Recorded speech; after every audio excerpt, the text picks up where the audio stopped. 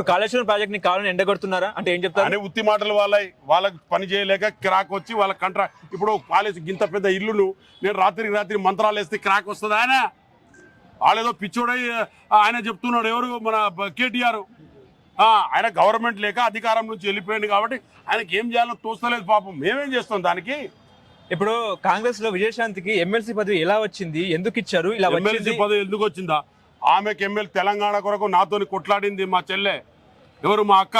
ఎవరు? మా విజయశాంతి. తెలంగాణకు ఇగో ఇదే కొట్లాడుతుంటే అక్కడ ఉన్న శాంతి కొద్దిగా కూల్గా ఉండు అని చెప్పేసి ఆయన మన ఎవరు అద్వానీ గారు చెప్పేవాళ్ళు. ఆయన అంతకుముందు బీజేపీలో పనిచేసింది కాబట్టి శాంతి అని ఇట్లా పిలిచి ఒక చెల్లె లెక్క ఇట్లా పిలిచి ఒక బిడ్డ లెక్క పిలిచి అనేవాడు, శాంతి నువ్వు కూల్గా ఉండు తెలంగాణకి ఇంత కొట్లాడకని. మరి అరే నువ్వు భావం మనసులో ఆమె పోరాటం చేసింది 5 సంవత్సరాలు మాతోని. ఆమెకి ఇవ్వడంలో సోనియా గాంధీ గారు, రాహుల్ గాంధీ గారు న్యాయం చేశారు. రేవంత్ రెడ్డి గారు కూడా న్యాయం చేశారు. అంటే ఆమె జెండా కూడా పట్టుకోలేదు, గాంధీ భవన్ లో కనిపించలేదు, సెక్రటరీలో లేదు. తెలంగాణ గురించి పోరాటం చేసిందండి. ఎందుకు కేసీఆర్కి ఎందుకు ఇచ్చారు ముఖ్యమంత్రి? తెలంగాణకు పోరాటం చేయకపోతే ఎందుకు ఇచ్చారు? విజయశాంతికి ఎందుకు ఇవ్వకూడదు? ఆమె కూడా తెలంగాణ కొరకు 5 సంవత్సరాలు పోరాటం చేసింది మాతోని. అంటే రేవంత్ సిఫారసు చేయలేదు కదండి? రేవంత్ సిఫారసు చేయలేదు నువ్వు అనుకుంటే కాదు, రేవంత్ చెప్తేనే వచ్చింది ఆమెకు. ఇప్పుడు రేవంత్ రెడ్డి, వేం నరేంద్ర రెడ్డి, అదేవిధంగా ఫరూక్, అరే 100 పేర్లు వస్తాయి బ్రదర్. నాకు కూడా ఎమ్మెల్యే టికెట్ కన్ఫర్మ్ అయింది అన్నారు, నాకు ఎంపీ ఇచ్చి నేనేం చేయాలి? 100 పేర్లు వస్తాయి, 1,00,000 పేర్లు వస్తుంది. ఇచ్చేది ఉన్న సీట్లే ఇస్తారు. 3 అంటే 3, 4 అంటే 4 ఇస్తారు. ఎక్కువ ఎక్కడి నుంచి తెచ్చి ఇస్తారు? ఓకే, 1,00,000 పేర్లు వస్తాయి. దానికేమున్నది?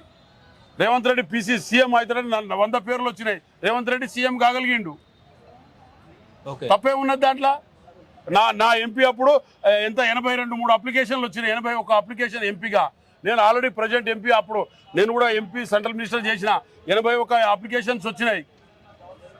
అయినా నాకు ఎందుకు ఇచ్చిందంటే పాతోడు కాబట్టి, అక్కడ పార్టీకి కమిటెడ్గా ఉన్నాడు కాబట్టి ఇచ్చిండ్రు.